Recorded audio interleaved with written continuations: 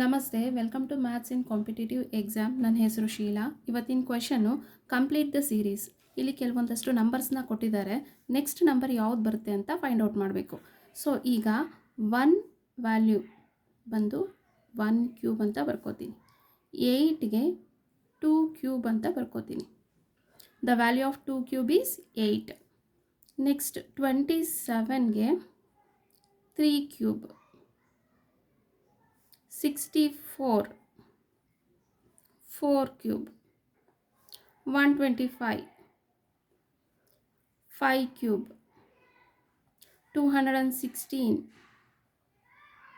6 cube. So 1 2 3 4 5 6. Next number bandu 7 cube.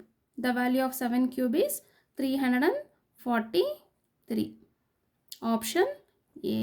ಈ video ನಿಮ್ಗೆ ಇಷ್ಟ ಆದರೆ ಲೈಕ್ ಮಾಡಿ, ಶೇರ್ ಮಾಡಿ ಮತ್ತು ಸಬ್ಸ್ಕ್ರೈಬ್ ಮಾಡ್ಕೊಳ್ಳಿ. Thank you for watching.